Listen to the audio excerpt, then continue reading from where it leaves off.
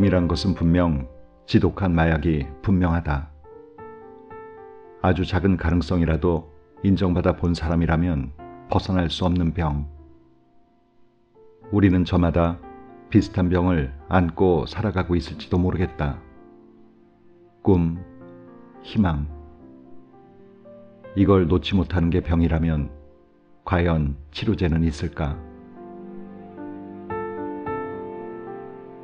책 읽는 다락방의 제이입니다. 예술을 직업으로 하는 사람들 중에는 대중에게 인기를 얻어 유명세를 타고 돈을 잘 버는 사람들도 있지만 이런 사람들은 극소수이고 대부분의 사람들은 그렇지 못하죠. 글을 쓰는 일을 직업으로 하는 사람들도 마찬가지입니다.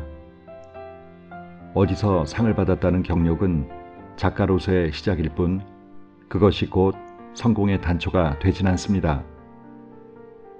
생활고를 감내하면서도 그 일을 지속할 수 있는 힘은 어디에 있는 걸까요? 오늘은 가난한 전업작가의 일상을 통해 삶의 의미를 엿볼 수 있는 산문집 한 권을 소개해드릴까 합니다.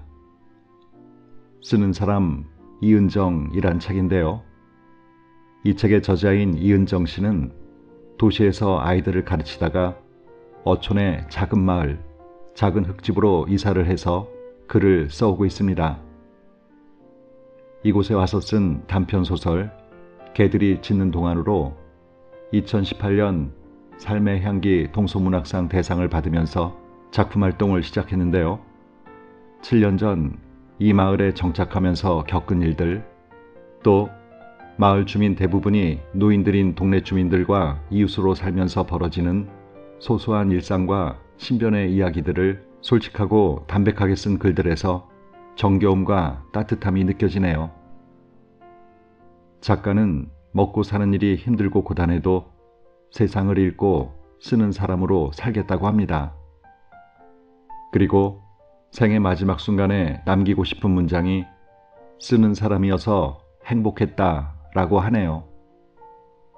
그럼 흙과 바다향이 배어있는 그녀의 글 속으로 함께 들어가 보실까요? 그럼에도 불구하고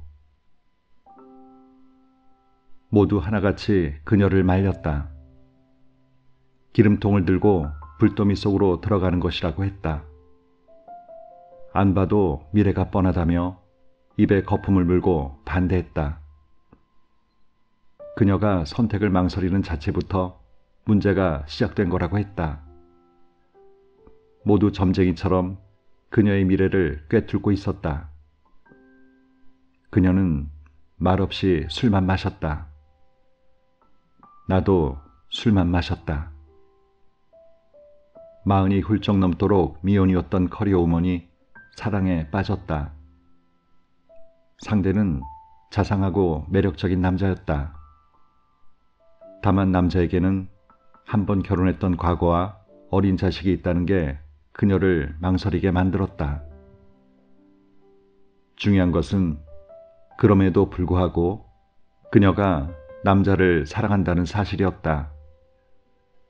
그녀는 정말 사무치게 그를 사랑했다. 두 사람 사이에 결혼 이야기가 오가면서 그녀는 고민에 빠졌다. 술자리의 주체는 종종 그녀였다. 늦은 나이에 진정한 사랑을 만났다며 행복해하던 그녀의 모습이 떠올랐다.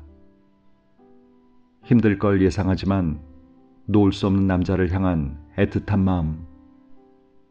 나는 길게 듣지 않아도 그녀의 마음과 그녀 앞에 놓인 문제를 충분히 이해할 수 있었다. 그녀가 내 의견을 물었던 날 나는 망설이지 않았다. 결혼해. 원성의 목소리와 비난의 눈빛들이 날아왔지만 나는 아랑곳하지 않았다. 모두 상대를 위하는 척하지만 누구도 타인의 사랑을 이해 못해. 지금 말려주길 원하는 게 아니라 용기 줄 사람이 필요한 거잖아. 생각지도 못한 시련이 올지도 몰라. 어쩌면 이혼할 수도 있겠지. 그렇지만 그건 지금 판단할 수 있는 게 아니잖아. 살면서 한 번쯤 사랑을 믿어보는 것도 나쁘지 않다고 생각해. 그날 그녀의 얼굴은 세상을 다 가진 듯했다. 나는 그럼에도 불구하고라는 말에 깊은 애정이 있다. 그럼에도 불구하고 사랑하며, 그럼에도 불구하고 목숨 바쳐 싸우고, 그럼에도 불구하고 살아가는 그 모든 그럼에도 불구하고가 내포한 상황은 하나같이 간절하고 안타깝다. 어느 정도 안정과 행복이 예측되는 삶을 마다하고 그럼에도 불구하고의 길을 걷는 사람은 얼마나 주체적인가. 그 길을 가기까지 많은 고뇌와 갈등에 힘겨웠을 테지만 결국 실현까지 포용하는 길을 선택한 사람들. 가는 길이 꽃길이 아니더라도 그들은 충분히 자신의 행복을 찾아갈 사람들이다. 결정적인 그 어떤 것도 그럼에도 불구하고에 근거했을 때가 아니고는 성립될 수 없다고 했다. 살아가면서 많은 선택을 해야 하고 반드시 어느 길로는 가야 하는 우리는 그럼에도 불구하고라는 장애물 앞에서 여물고 성숙하기 마련이다. 모든 선택이 완벽할 수는 없다. 밤의 길목마다 가로등이 훤히 비치는 것은 아니다. 그러나 빛이 없는 길에서만 볼 수 있는 것이 있다. 어떤 결정이 더 나으리란 보장은 없는 것이다. 가보지 않고는 함부로 말할 수 없는 것이 인생이기에 한 번쯤은 그럼에도 불구하고 돌진해 볼 수도 있는 게 아닐까. 그 결과가 만족이라면 더 없는 행복일 테고 설령 후회가 냉큼 다가오더라도 쉽지 않은 길을 돌아 나온 사람들에게는 그만큼의 연륜이 생길 것이라 믿는다. 더 나은 선택을 할 수 있는 지혜 같은 것, 시련을 극복한 사람만의 노하우 같은 것. 나는 어느 쪽이든 좋다. 다만 그럼에도 불구하고의 상황에서 갈등하는 사람들이 곁에 있다면 가보라고 권하는 편이다. 하지 않고 후회하느니 차라리 하고 상처받는 쪽을 택하는 것이 훨씬 멋진 삶 아니겠냐고 조언한다. 겪은 바에 의하면 열의 9은 등 떠밀어 주길 원했다. 혼자 들어설 용기가 나지 않는 낯선 길. 그러나 꼭 가보고 싶은 길. 그 길을 향해 누군가 슬쩍 밀어주길. 아닌 걸 알지만 그럼에도 불구하고 갈망하는 그 길로 걸어갈 자신을 응원해 주길 바라는 것이다. 대부분 마음을 이미 정해놓은 채 첫 발을 떼지 못해 힘들어했다. 그럴 때는 그저 등 한번 쓱 밀어주면 그만이다. 그렇게 들어서고 나면 또 알아서 잘 걸어가는 게 사람이었다. 나는 살아오면서 선택의 갈림길에 설 때마다 그럼에도 불구하고 쪽으로 걸어갔다. 상처받았고 아팠고 힘들었던 상황이 수도 없이 들이닥쳤지만 후회는 하지 않았다. 그럼에도 불구하고 선택한 인생이기 때문이었다. 그 대단한 선택을 한 내가 좋았고 그 선택에 책임을 지려 애쓴 내가 기특했다. 그럼에도 불구하고를 선택하면서 받은 상처들은 은유라는 날개를 달고 내 문학에 깊이를 더했고 그것만으로도 먼 길을 돌아 나온 인생이 아깝지 않았다. 과거의 나는 그럼에도 불구하고 누군가를 사랑했고 그럼에도 불구하고 문학을 시작했으며 그럼에도 불구하고 산과 바다에서 은둔 생활을 이어갔다. 그 모든 상황이 현재의 나를 만들었을 것이다. 가난하지만 부끄럽지 않은 당당한 나로 이젠 어느 길로도 갈 수 있을 만큼 단단해진 나로 결국 그녀는 그럼에도 불구하고 그 남자와 결혼하여 가정을 이루었다. 자연 임신이 힘든 노사님에도 아이를 갖고 싶다던 그녀는 시험관 시술을 준비하는 중이다. 두 번째, 그럼에도 불구하고를 선택한 그녀. 그 길로 천사 같은 아이와 행복이 동행하길 기도한다. 모든 인생은 날마다 처음. 처음이란 말보다 첫이란 말이 더 좋다.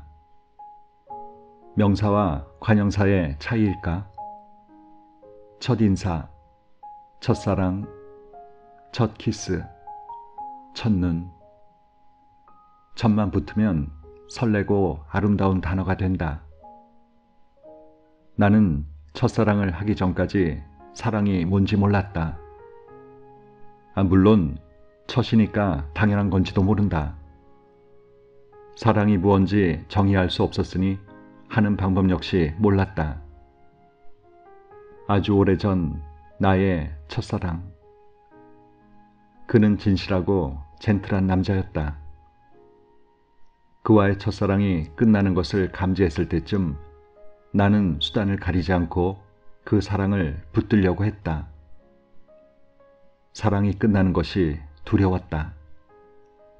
실패하는 것이 싫었다. 사랑이 끝난 후 겪어야 할 감정들을 감당할 수 없을 것 같았다. 첫사랑은 이루어지지 않는다는 말을 최초로 유포한 사람을 경멸하며 보란듯 첫사랑에 성공하고 싶었다. 나는 그때 처음으로 관계에 관해 알게 되었다. 거짓이나 가식은 사랑하는 이를 떠나게 만든다는 것을, 자존감이 없는 사람이 주로 그렇다는 것을 알아차렸다. 첫사랑에 실패한 뒤로 나는 사소한 거짓말도 영혼 빠진 가식도 지양하려고 노력했다. 친하고 깊은 사이일수록 더 신경 쓰는 부분이었다.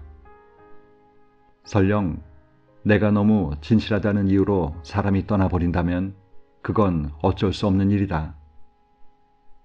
어차피 거짓으로 이뤄낸 관계는 오래가지 못하고 그 상처는 고스란히 내 몫이라는 걸 깨달았기 때문이다. 그 깨달음이 옳았다는 확신은 나이가 들수록 강해졌다. 비단 사랑뿐만은 아니었다. 많은 걸 깨닫게 해준 첫들의 실패를 통해 나는 조금씩 인생을 배운 듯하다. 내 인생의 실패는 타인을 이해하는 아량도 덤으로 가지고 왔다. 첫 실수에 대해서는 대체로 용서를 베푸는 사람이 되었다. 때로는 첫 발을 내딛는 이들에게 용기를 주기도 하고 첫 실패를 한 사람에겐 그 경험이 가져올 해안에 대해 말해줄 수 있는 여유가 생겼다. 처음은 누구에게나 관대하지 않던가. 모험이든 도전이든 실수든 실패든 나는 늦은 나이에 처음으로 나만을 위한 삶을 살고 있다.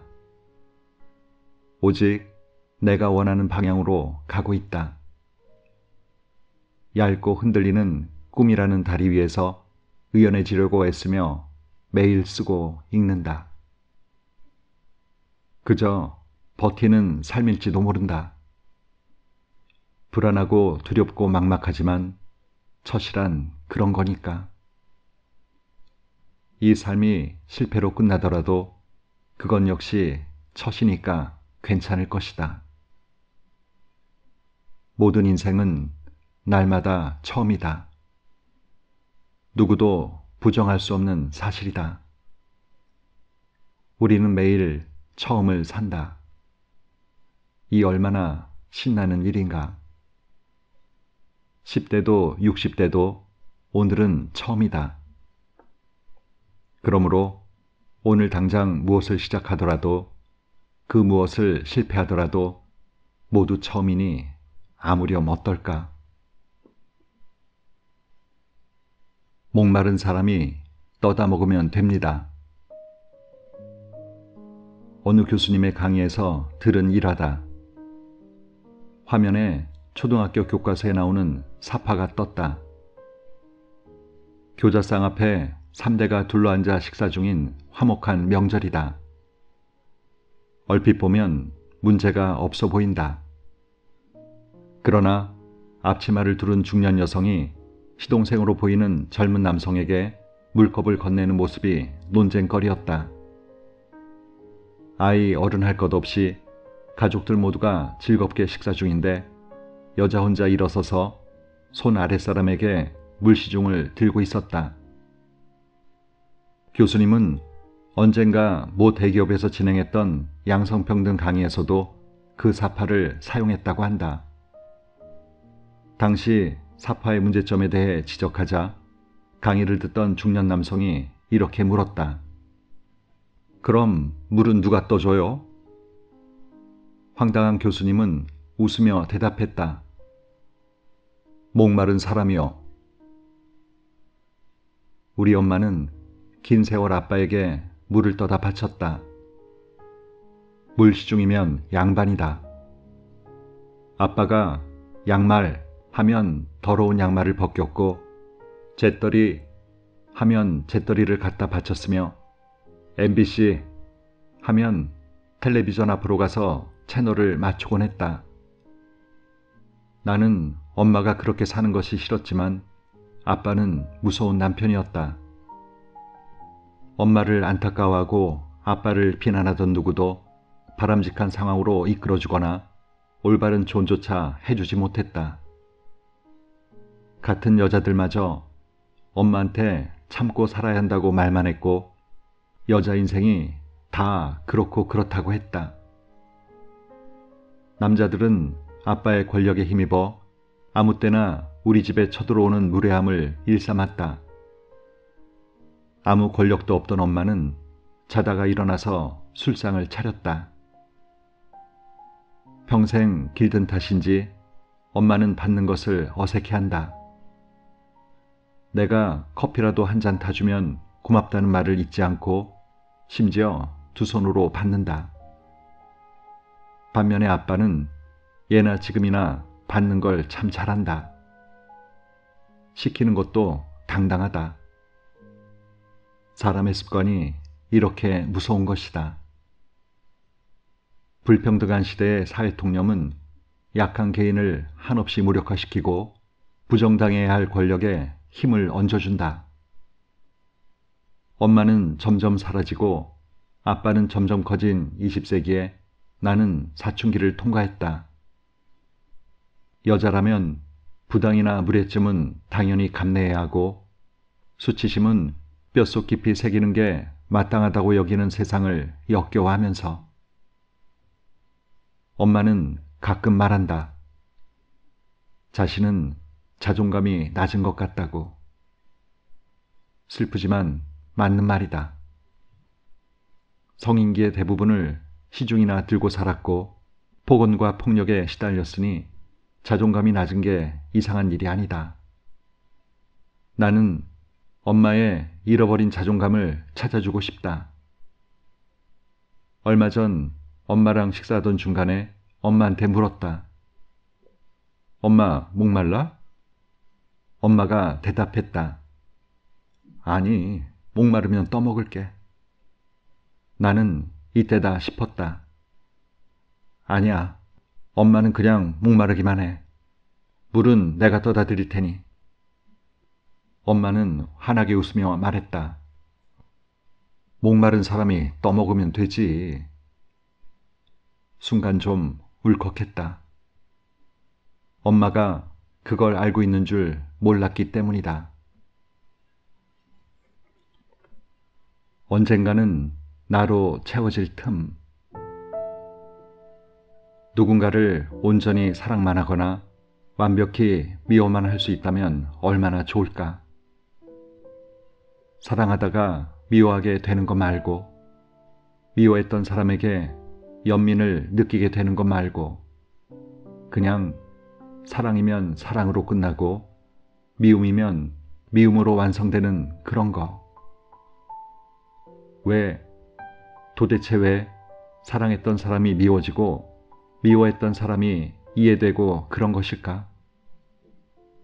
왜 그 모양으로 머리와 가슴을 물컹하게 만들어놔서 늘 관계 속에 매몰되게 만들어 놓은 걸까? 이런 고뇌를 하기 시작한 과거의 나는 아마 미웠던 누군가를 이해할 수 있을 것 같은 두려움이 생겼던 모양이다. 사랑을 신뢰할 수 없었던 이유는 내가 겪은 모든 유형의 사랑이 아팠기 때문이었다. 정의할 수 없거나 상당히 개인적으로 정의될 수밖에 없는 사랑이라는 영역. 가장 먼저 이해하려고 노력했던 건 아빠였다. 나는 학교 마치고 집에 가는 게 너무 싫은 아이였다. 그럼에도 꾸역꾸역 기어 들어가야 했던 집구석. 늦은 밤 술에 취한 아빠의 노랫소리가 들리면 쥐새끼처럼 후다닥 불을 끄고 이불 속으로 들어갔다. 술 냄새, 담배 냄새.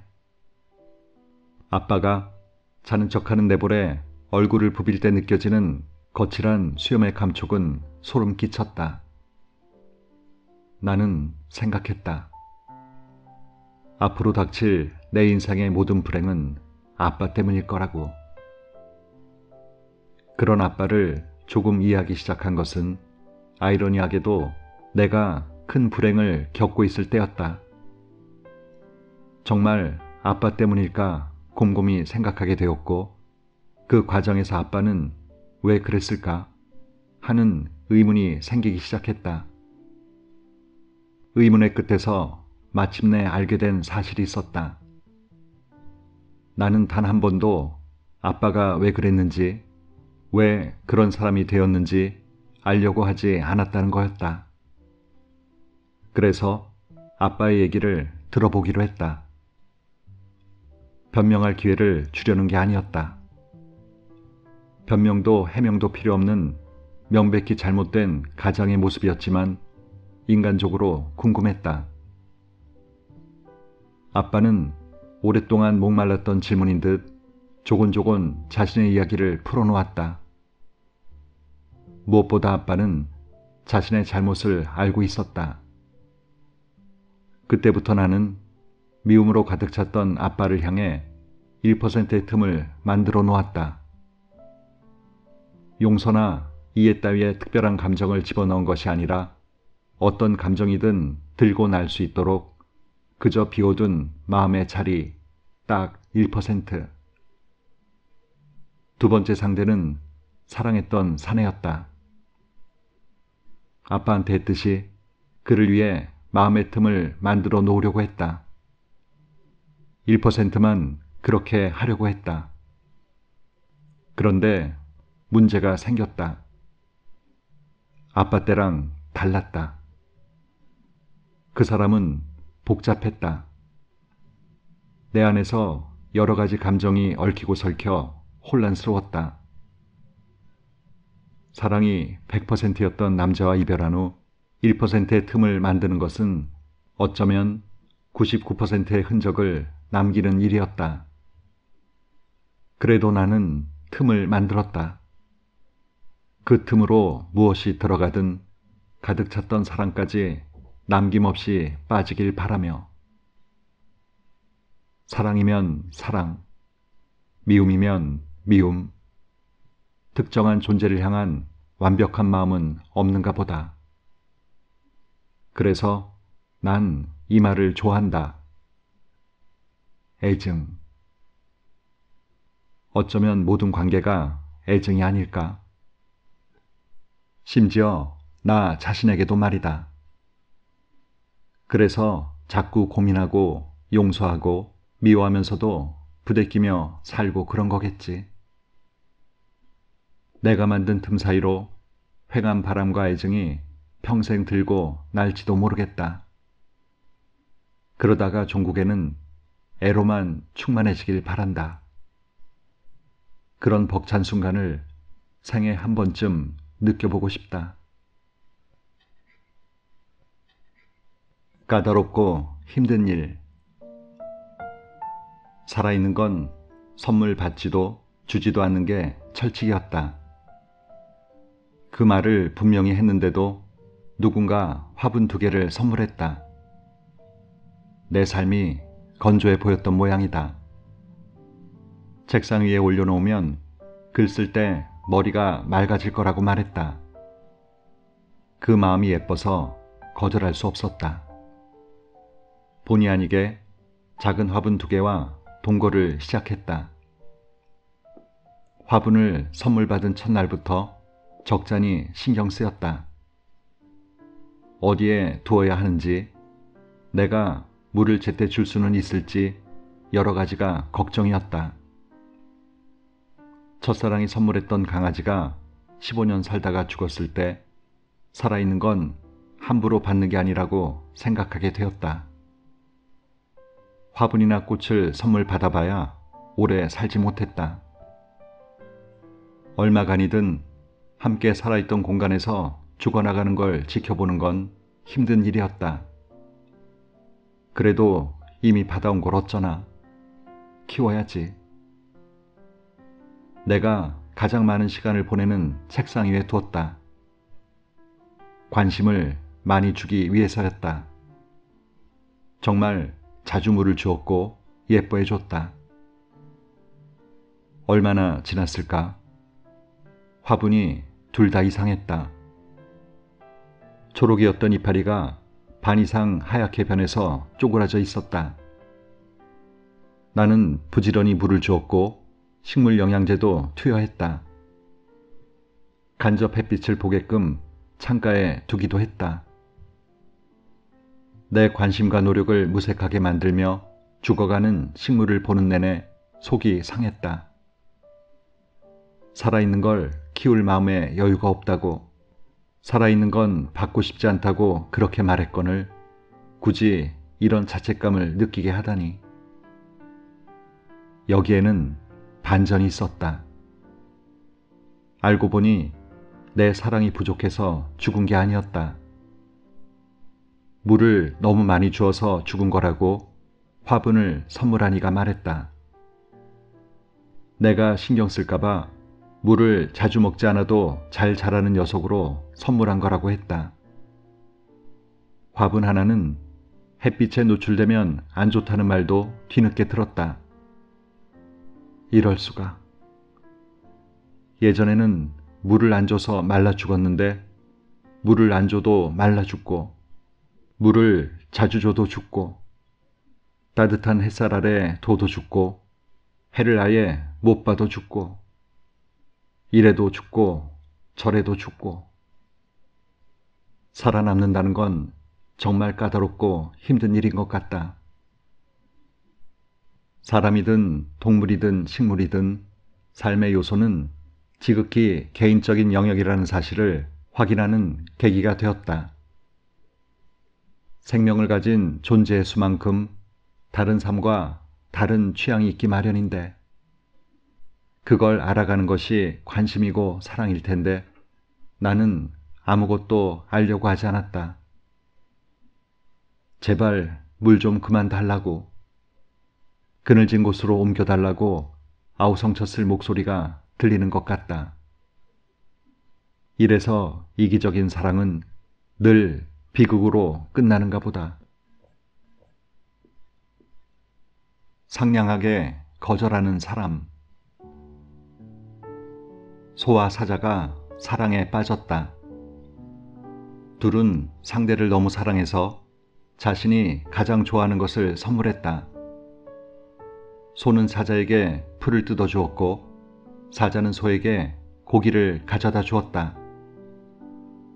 소는 고기가 싫었고 사자는 풀이 싫었지만 서로 꾹 참으며 사랑을 이어갔다. 그러던 어느 날 소와 사자는 이별을 하게 되었다. 합의된 이별 앞에서 소가 말했다. 나는 최선을 다했어. 곧이어 사자가 말했다. 나야말로 최선을 다했어. 개인 간의 관계에서든 사회적 관계에서든 배려가 많이 필요한 것 같다. 원하지 않는 배려는 안 하는 이만 못한 것이 되고, 일방적인 배려가 누군가에겐 짐이나 폭력이 될 수도 있다는 사실을 지나고 나서야 안다. 상대방의 관심사와 취향을 눈여겨보고 그 사람의 언어를 독해하려는 노력. 그런 깊은 고민과 배려가 있어야 아름다운 관계를 지속할 수 있지 않을까? 그러고 보면 나도 소나 사자처럼 살았던 것 같다. 내가 주는 것들은 모두 진정한 배려나 사랑이라 생각했고, 그러므로 상대는 행복할 것이라 여겼다. 마찬가지로 나도 불필요한 배려를 받아서 힘들기도 했다. 받기도 거절하기도 힘든 불편한 배려들. 소심한 나는 거절하는 법을 몰랐다. 아무리 일방적인 배려라 하더라도 거절하는 건 더 불편했으니 받을 수밖에 없었다. 요즘은 내가 어떤 마음을 전하고 싶을 때 상대방에게 거절하셔도 된다고 미리 말한다. 거절할 기회를 주는 것이다. 이따금 나 자신에게 하는 말이기도 하다. 내 성격에 누군가의 호의나 부탁을 거절하는 것은 아직도 힘들다.